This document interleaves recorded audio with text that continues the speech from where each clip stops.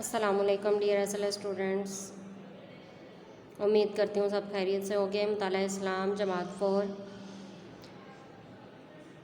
آج ہم نے پیارے نبی کی پیاری باتیں پڑھنا ہے۔ اپنی کتاب کا سبق پیارے نبی کی پیاری باتیں کھول لیں۔ ڈیئر اسٹوڈنٹس، پیارے نبی کی پیاری باتیں یعنی کہ اس میں ہم نے کیا پڑھنا ہے؟ احادیث پڑھنی ہے، ٹھیک ہے۔ کچھ مختصر احادیث ہیں یہ، اور مختصر اور بہت جامع ہیں، یعنی کہ ان میں بہت سی دین کے بہت سے پہلو واضح کیے گئے ہیں، ٹھیک ہے۔ بخاری کی حدیث ہے، بخاری، صحیح مسلم، سنن نسائی، ابن ماجہ، ترمذی، یہ سب کیا ہیں؟ یہ احادیث کی اتھینٹک کتابیں۔ اتھینٹک میں وہ کتابیں جن میں کوئی بھی حدیث ایسی نہیں ہے جس میں کوئی شک و شبہ ہو، ہر طرح کے شک و شبہ سے بالا تر احادیث ہیں، یعنی کہ مکمل احادیث ہیں، اور ان احادیث کی روح سے ہم دین کو بہت آسانی سے سمجھ سکتے ہیں۔ نبی کریم صلی اللہ علیہ وسلم نے اس دنیا سے جانے سے پہلے فرمایا تھا کہ میں تم میں دو چیزیں چھوڑ کے جا رہا ہوں، ایک قرآن اور دوسرا حدیث۔ یعنی کہ حدیث کی ضرورت ہمیں کیوں پڑتی ہے؟ قرآن کے بہت سے احکامات ہیں جن میں ہمیں حدیث سے رہنمائی ملتی ہے۔ ہم بہت سی چیزوں کے بارے میں قرآن کی تفسیر پڑھ کے بھی نہیں سمجھ سکتے جو ہمیں حدیث سے ملتی ہے۔ فرض کریں کہ روزے کے بارے میں کہا گیا ہے کہ سورہ بقرہ کی آیت کا مفہوم ہے کہ تب تک کھاؤ، سحری میں تب تک کھاؤ کہ جب تک سفید دھاری سیاہ دھاری سے الگ نہ ہو جائے۔ اب اس میں سیاہ دھاری اور سفید دھاری کا کیا کانسیپٹ ہے، اس کو حدیث کے ذریعے نبی کریم صلی اللہ علیہ وسلم نے فرمایا۔ اسی طرح سے قرآن مجید میں نماز کا ذکر 700 بار آیا ہے، تو نماز پڑھنے کا ذکر آیا، لیکن نماز پڑھنی کس طریقے سے ہے یہ ہمیں کہاں سے پتہ چلتا ہے؟ یہ ہمیں حدیث اور نبی کریم صلی اللہ علیہ وسلم کی سنت سے پتہ چلتا ہے۔ تو یہاں سے ہمیں کیا چیز واضح ہو جاتی ہے کہ حدیث اور قرآن دونوں ساتھ ساتھ ہیں، ہم کسی ایک چیز کو چھوڑ کے دوسری کو پکڑ کے نہیں چل سکتے، کیونکہ قرآن کے بہت سے مضامین کو سمجھنے کے لیے ہمیں حدیث کی ضرورت ہوتی ہے۔ اسی طرح سے حدیث ہماری عملی زندگی میں بھی بہت زیادہ رہنمائی کرتی ہے۔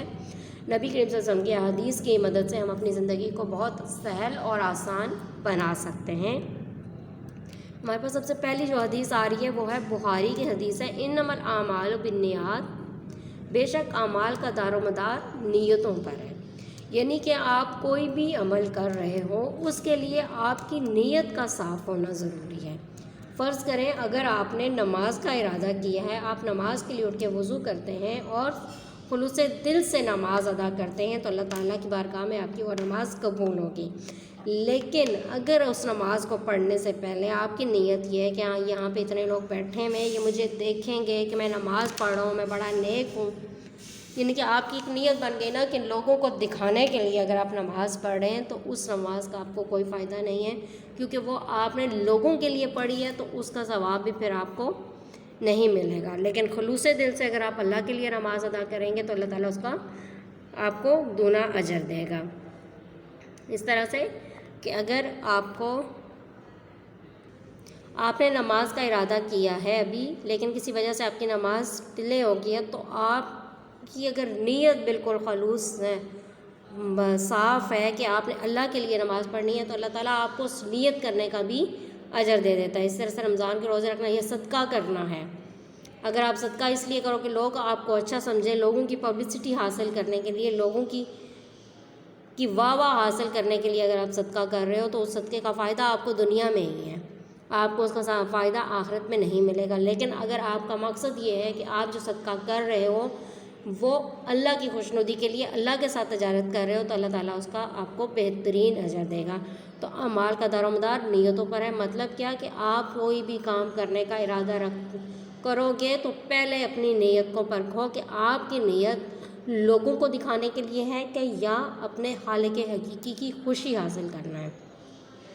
اگر تو آپ کا مقصد اپنے خالق حقیقی کی خوشی حاصل کرنا ہے تو اس کا تو آپ کو اجر ملے گا، لیکن اگر آپ دنیا کو دکھا رہے ہو تو اس کا پھر آپ کے لیے کوئی اجر نہیں ہے۔ دوسری حدیث دیکھ لیں، فتح کو، اور اگر پہلی حدیث کے بارے میں دیکھیں تو اس میں ہمارے پاس بہت سے پہلو آ جاتے ہیں، دنیاوی پہلو میں بھی بہت سے، کہ اگر ہمارا مقصد بعض اوقات ہم کسی کی اصلاح کرنا چاہ رہے ہیں، ہمارا مقصد جو ہے وہ دوسرے کی اصلاح کرنا ہے، لیکن ہماری کسی بات سے اس کی دل آزاری ہوتی ہے، تو یہ چیز بھی ہمارے اعمال میں آ جاتی ہے۔ نمبر 2 دیکھیں، فَاتَّقُوا النَّارَ وَلَوْ بِشِقِّ تَمْرَةٍ، جہنم کی آگ سے بچو خواہ کھجور کے ایک ٹکڑے ہی سے کیوں نہ ہو۔ یعنی کہ یہاں پہ اگر ہم اس حدیث کو جامع معنی میں دیکھیں تو کیا کہ ہمیں ہر حال میں جہنم کی آگ سے بچنے کے لیے تگ و دو کرنی ہے، کوشش کرنی ہے، خواہ کھجور کے ایک ٹکڑے ہی سے کیوں نہ ہو۔ مطلب کہ چھوٹی چھوٹی نیکیاں، بہت سے چھوٹے چھوٹے کام ہوتے ہیں جن کو ہم ایک حقیر سمجھ کے چھوڑ دیتے ہیں، تو قیامت کے دن ہماری چھوٹی چھوٹی نیکیاں ہمارے بہت کام آئیں گی، ہماری نیکیوں کو بڑھانے میں، ہمیں جہنم سے نجات دلانے میں کام آئیں گی۔ تو اس لیے ہمیں کوشش کیا کرنی چاہیے کہ جہاں ہمیں نیکی کا موقع مل رہا ہے ہم فوراً اس نیکی کو کریں، چاہے وہ چھوٹی ہے یا بڑی ہے۔ راستے میں جاتے ہوئے اگر ہم راستے میں کانٹا پڑا ہوا ہے اور ہمیں یہ ہے کہ یہ کسی کو چبھ جائے گا اور ہم اس کانٹے کو بھی ہٹا دیتے ہیں تو اس کا بھی ہمیں اجر ملتا ہے، وہ بھی ہماری نیکیوں میں لکھا جاتا ہے۔ تو چھوٹی چھوٹی چیزیں ہمیں کرنی، لازمی نہیں ہے کہ ہم بڑے بڑے کام کریں، جی مسجدیں بنوانی ہیں ہم نے بڑے بڑے جو ہیں وہ کیئر سینٹرز بنوانے یا کسی کی رفاہی ادارے بنانے، نہیں، بلکہ بہت چھوٹی چھوٹی بہت چھوٹے چھوٹے صدقات کرنے سے، بہت چھوٹی چھوٹی نیکیاں کرنے سے بھی ہمیں اس کا اجر ملے گا۔ تو نبی کریم صلی اللہ علیہ وسلم نے کہا ہے کہ چھوٹی چھوٹی نیکیاں کرو گے تبھی جہنم سے بچو گے، یعنی کہ جہنم کی آگ سے بچو، کھجور کے ایک ٹکڑے ہی سے کیوں نہ ہو، یعنی کہ کسی بھی نیکی کو حقیر نہ جانو، نیکی چھوٹی بھی بہت بڑی ہے، ٹھیک ہے۔ تو اپنے آپ کو جہنم سے بچانے کے لیے ہر وقت تگ و دو کرنی ہے، ہر وقت کوشش کرنی ہے۔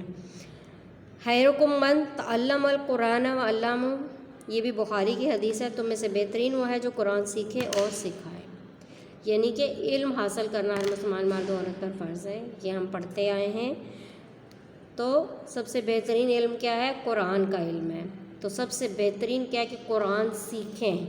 قرآن صرف جو ہے وہ سطحی عربی اس کی پڑھ لینا قرآن سیکھنا نہیں ہے، بلکہ قرآن کی ڈیپتھ میں جا کے، اس کی گہرائی میں جا کے اس کے تمام احکامات کو مکمل طور پر سمجھنا اور ان کو اپنی زندگی میں لاگو کرنا، اس کے بعد اس قرآن کو دوسروں کو سکھانا بہترین ہے۔ تو نبی کریم صلی اللہ علیہ وسلم نے کس شخص کو بہترین کہا ہے؟ جو خود قرآن سیکھے، یعنی کہ قرآن کی اصل روح کو پہچاننے کے بعد اس کی مدد سے لوگوں کی اصلاح کرے اور لوگوں کو وہ قرآن سکھائے۔